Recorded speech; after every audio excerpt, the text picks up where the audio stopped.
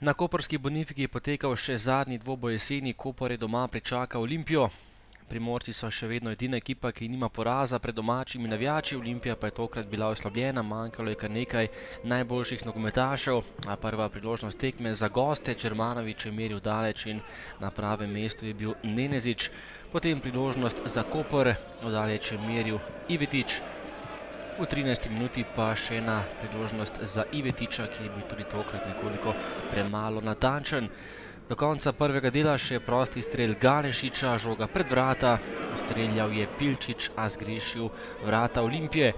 V drugem delu prav tako ni bilo živahno, tekma je bila izjemno izenačena in brez pravih priložnosti. Predložek Galešiča, Šeliga je zbil kot, po podaji Galešiča pa je imel Palčič na glavi žogo za prednost, a točno naročje Šelige je meril in ostalo je pri začetnem izidu.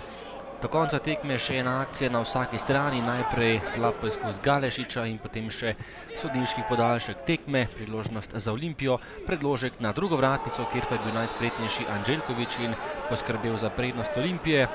S tem golom je povedla Olimpija in zmagala proti Kopru še drugič letos. Koprčani so končali kot drugovrščeni, če bi zmagali, bi prehiteli Maribor na prvem mestu. Olimpija pa je s tole zmago na Bonifiki skočila na 6. mesto in bo torej prezimila v spodnjem delu lestvice.